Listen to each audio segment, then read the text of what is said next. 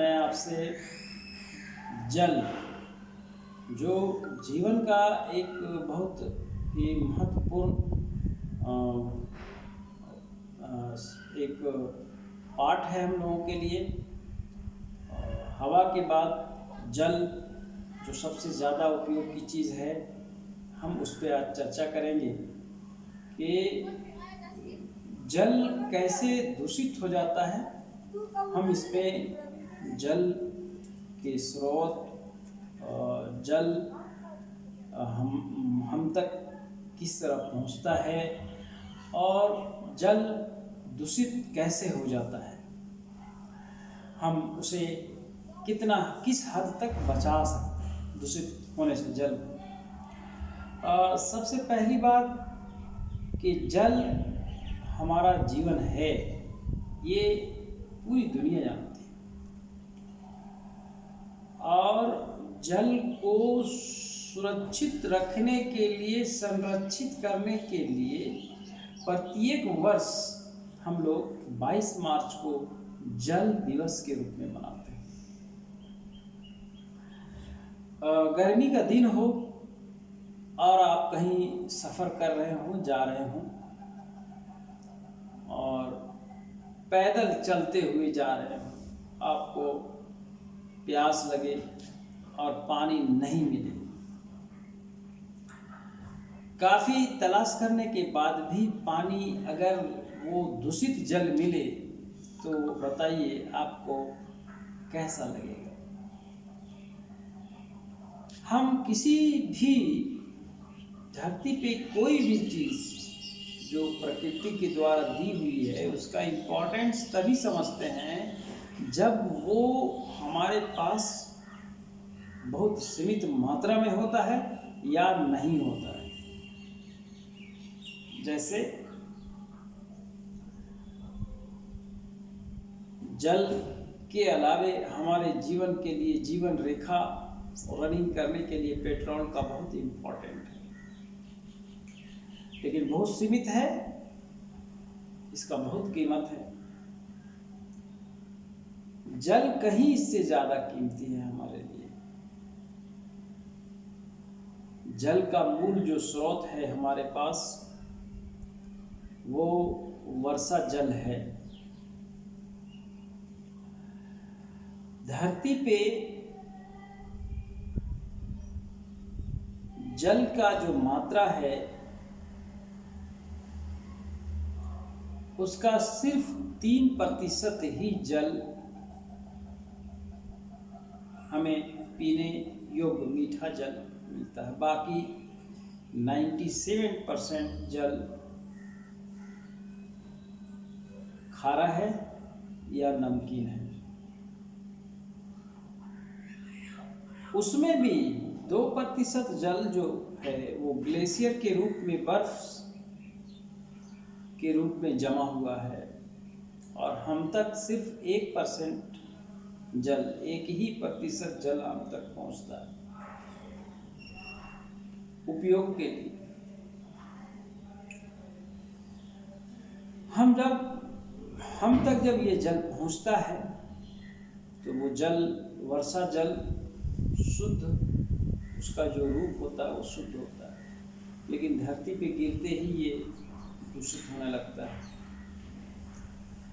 वर्षा ऋतु में बहुत ज़्यादा बारिश होने से भी हम अपने आसपास के जल को सीमित नहीं कर पाते, रोक नहीं पाते, संचित नहीं कर पाते, हमारे पास उतने साधन नहीं है।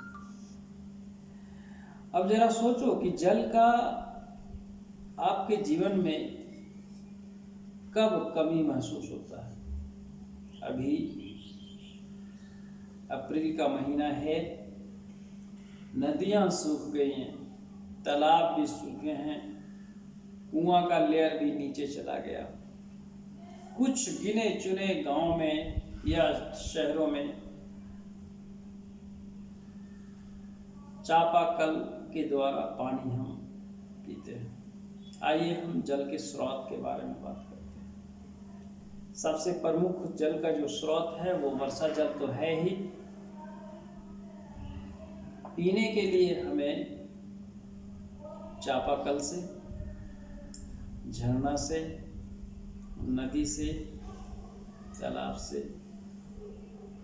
इस्तेमाल के जल हमें प्राप्त होते हैं। ग्रामीण परिवेश में कुआं से पानी पीने का रिवाज है। वहाँ से पानी निकालकर उसको छानकर गर्म कर अपने स्तर से उपचारित करके उसको हम इस्तेमाल करते हैं।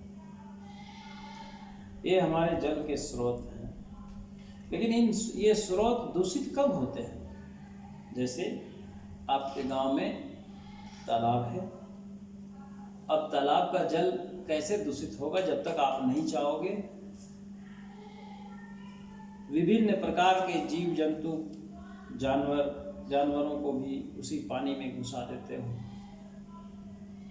फिर बर्तन की धुलाई, कपड़े की धुलाई भी उसी पानी में करते हो और धीरे धीरे वो पानी दूषित हो जाता है। गांव से निकलने वाले मल मूत्र की नालियां, दूषित जल का दूषित होना, घर से भी बहुत सारा जो नाली निकलता है, घर के धुले हुए तमाम चीज, वो चाहे बर्तन हो, कपड़ा हो या किसी और भी वस्तु का, वो पानी जब निकलता है और वो आपके तालाब में चला जाता है, वो जल दूषित हो जाता है।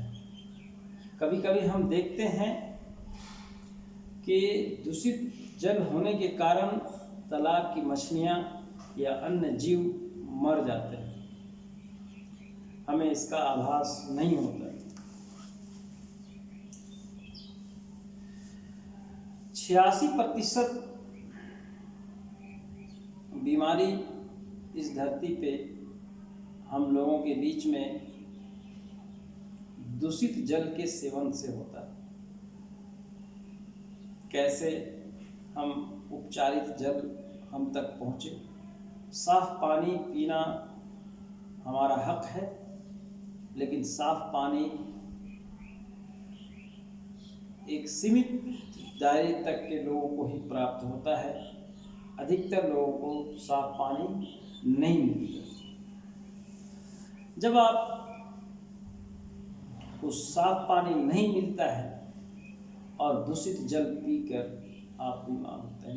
जल में मूल रूप से जो दोष है, उसमें आर्सेनिक का मात्रा और लौह तंत्र, फेरस का मात्रा, लौह अंश का मात्रा बढ़ जाता है। तब हम कहते हैं कि जल दूषित हो गया।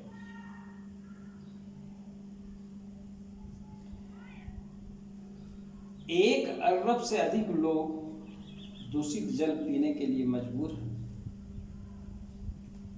अभी हमने शुरू किया था कि जब आप सफ़र करोगे, रास्ते में चलोगे और दूर दूर तक पानी नहीं दिखाई देगा, मजबूरी में आप दूषित जल पी लोगे। जल तो प्रकृति रूप से हमारे पास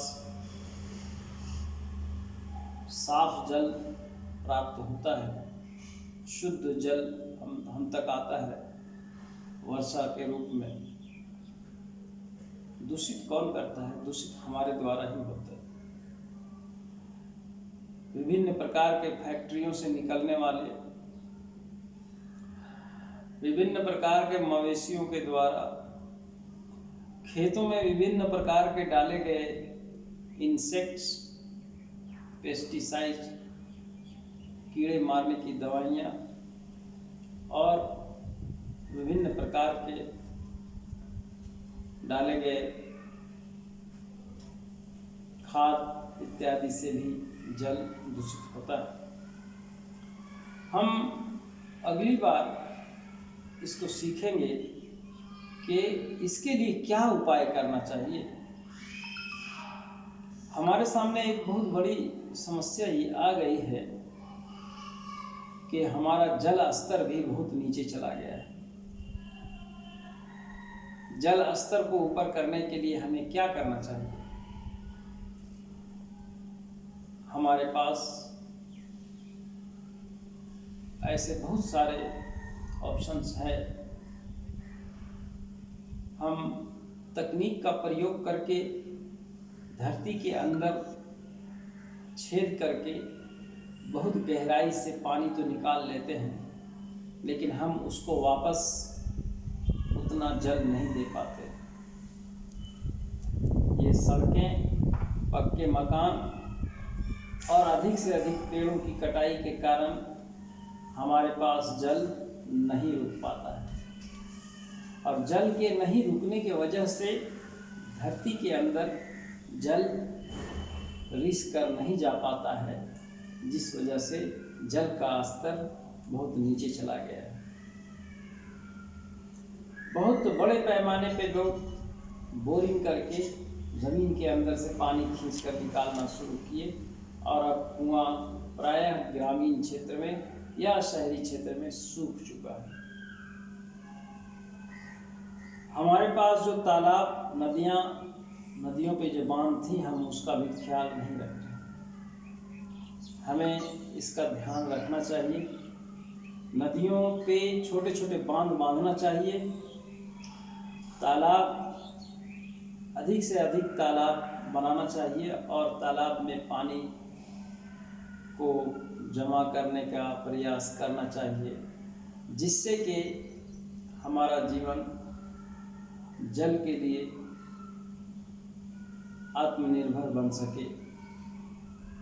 हम रांची के बेड़ो प्रखंड में रहने वाले सिमोन उरांव के बारे में भी चर्चा करेंगे। श्री सिमोन उरांव, जिन्होंने बेड़ो प्रखंड में जल के लिए